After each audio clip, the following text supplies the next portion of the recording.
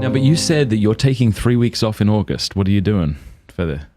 I don't know. Is this like a new... Did you just decide while sitting on my couch that? Or have you... No, I've been planning this to take time off. In my 10 years at Catholic Isn't Answers. that crazy? I remember the first time you walked down the hallway, Trent, and you popped in and went, hello, and we went out for lunch. 10 years ago. I know. That's crazy. I was all wide-eyed and naive back then. This is Catholic Answers. Wow. There's Matt Fradd. You even had a different accent. I did. Wild. Yeah. So I, in 10 years, I just never, I don't know. I guess I've been doing a lot of Catholic Answers, so I've just always pedaled the accelerator, because I wanted to build up the kingdom. I want to do a lot to help people. I get addicted to writing books or now doing the podcast, and it's just so exciting, but you have to take some time for, personal inventory. So what I want to do is I just want to spend time with my wife and kids, figure out just what are some personal goals,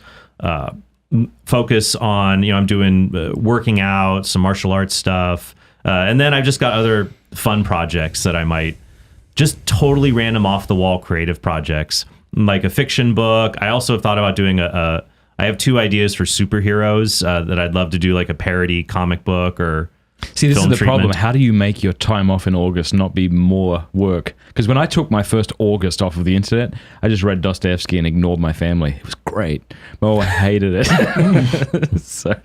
But if you're going to be writing these books...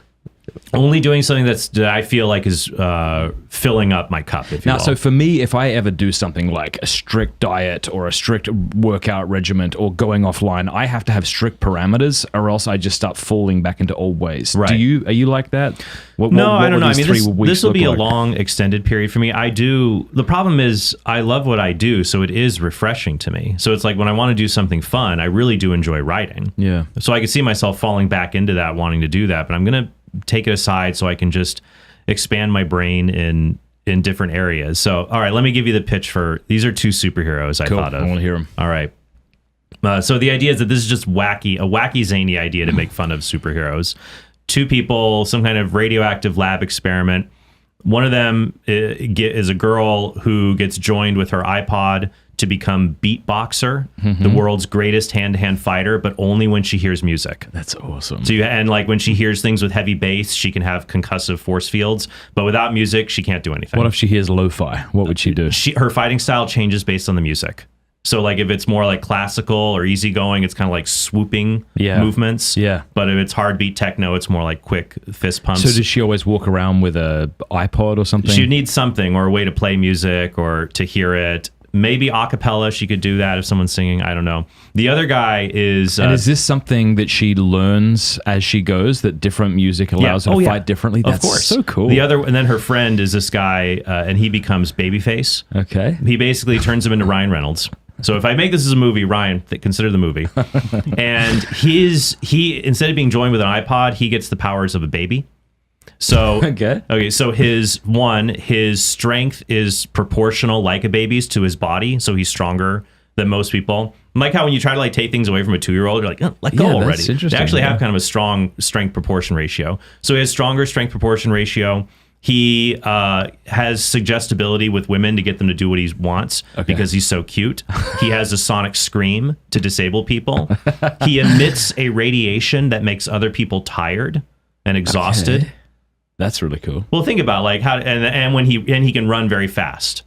Because when I spend time with kids, this is what goes in my mind. I was like, we have John Paul now, and he's going to be 2 soon. I'm like, the things you can do to make me tired and one up me. What if a superhero had your powers? Does he wear a diaper? Does he have control over his bladder? And that might be one of his weaknesses. I haven't worked out the weaknesses yet.